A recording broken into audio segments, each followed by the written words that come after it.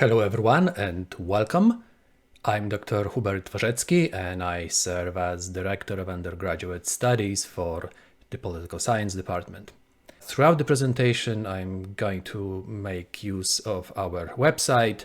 The link is policy.emory.edu. When you visit the website, I think my recommendation would be that you first visit the page for degree options. Now, I'm sure some of you have already decided which major, minor, or combination of majors and minors you are going to pursue. But if you haven't, the website offers a useful summary of the options we provide, and there are quite a few of them, as you can see. There's the traditional political science major, the international studies major, which offers a greater range of courses that you may wish to take. It is more interdisciplinary. It allows you to take courses from across a wide range of disciplines, from history to economics to sociology to area studies. We also offer some majors in cooperation with other departments. So there's the Public Policy and Analysis major, which leads to a Bachelor of Science degree, as does the Quantitative Sciences major, and there are different tracks available for both political science and international studies under the Quantitative Sciences. We also offer a joint major with the Mathematics department, and we offer a minor in political science. In addition to the options you see here on the screen, you also are able, of course, to create your own double major by, let's say, majoring in economics and political science, or history and international studies. So there are plenty of options, of choices available to you. When the time comes to declare your major, you may go under the tab of courses and advising on our website, and you'll see here is the declaration of major minor.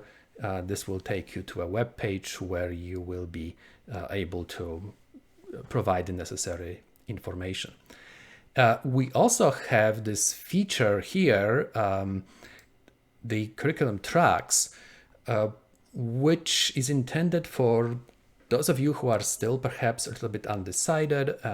You are trying to figure out which major or combination of majors and minors will lead to which career. So this is intended to approach this whole question from the standpoint of, what do I do after graduation? And we have these tracks. Now, these are purely optional. You are not required in any way to choose a track. These are just suggestions. So let's say if you are thinking about going to law school, you may wish to consider majoring in political science, and then taking this selection of courses, or a selection of courses which looks sort of like this. It doesn't have to be exactly like that. Again, this is just meant to provide you with some information about what a given career track might look like. Likewise, if you intend to work for the government or political advocacy or nonprofit or the nonprofit world, well, there is a track for that. If your interests lie in business, finance, or perhaps you intend to go to a business school after graduation, well, you may wish to choose the international studies major, focusing on the political economy option. So this is definitely worth checking out. And if you have any questions, of course, I will be happy to answer them, because I'm sure that many of these options may seem a little bit overwhelming at first glance. If you are not yet ready to declare a major and you wish to check out what we offer and get a sense of what study of political science looks like, you may wish to enroll in one or more of our foundational courses. If you go under the tab for foundational courses, you will see that we have two courses which are intended to provide the background knowledge for future study in political science or international studies. PoliSci 111, Principles of Political Science, which is, as you can see, required for all majors, and also Political Science 110, Introduction to international politics, which is required for international studies majors, but is also highly recommended for those majoring in political science as well. So you can enroll in one or both of these courses and see how you like them. And if you decide to continue in the study of political science or international studies, well, one or both of these courses will count towards your degree requirements. Speaking of which, speaking of degree requirements, it is important for you to check out the degree requirements page and find out exactly what courses you will need to take. Some of them, some of these may be satisfied with transfer credits, but some will not. So this is important information. Most importantly, Principles of Political Science and QTM 100 cannot be satisfied with transfer credits. So you will need to take both of these courses. Political Science 208 is also a required course, and in all likelihood, you will also need to take 208 sooner rather than later. As you can see, the same page also has this checklist for new political science majors. There's also a similar checklist for international studies and other majors and minors that you can find on the website. So this is something that you may begin to fill out on your own.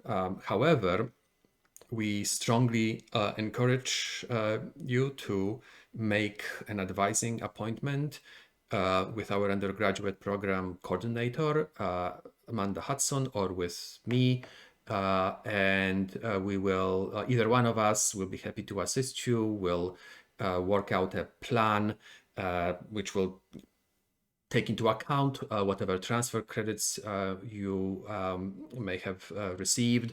And we will also work out a plan that will help you satisfy the various requirements and prerequisites, because there are certain kinds of courses for which you need prerequisites. So as you can see, there is something called the research requirement, or RSCH requirement, for which you need Political Science 208, but for Political Science 208, you need QTM 100. So there are these prerequisites which need to be obviously satisfied one at a time in order to be able to advance in the major. So advising is important, and we strongly encourage you to begin the advising process as quickly as possible. Another page you may wish to visit is for undergraduate research options, and we provide a number of courses that you may wish to consider at some point in the future. The first two, Political Science 387 and Political Science 399, give you opportunities to work on faculty members' research projects. You typically work in teams and you assist with data collection, data analysis, and other tasks that a faculty member may assign you. There are also opportunities for directed study under the heading of PoliSci 497, which are more specialized courses on topics on which perhaps no classroom type course is available. And of course, I should also mention the honors program. If you have interest in pursuing the honors option, you definitely may wish to visit the honors program page and find out how it works, what is involved, maybe take some steps sooner rather than later to take the necessary prerequisites and be well prepared for the application, because this is a program to which you will need to apply in your junior year and for admission to the program in the senior year. So this definitely is useful to plan ahead if this is what you intend to do. If you are interested in obtaining academic credit for doing an internship, we offer a couple of options for this. There is Political Science 496, which also is a writing requirement, post-freshman writing requirement course, which will count towards your political science or international studies major. And there's a simpler option, we call it the basic internship, which is offered on pass-fail basis. It does not offer writing credit, but there is no need to write a major research paper as there is with 496. Most students wait until their senior year to pursue internship opportunities, but there is no real requirement to do that. You may also decide to do it in your junior year if you wish.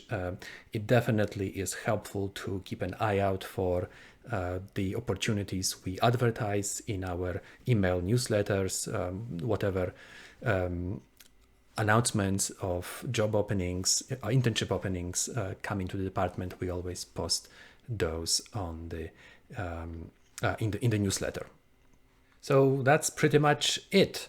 In terms of further advising, everyone will be assigned a permanent advisor.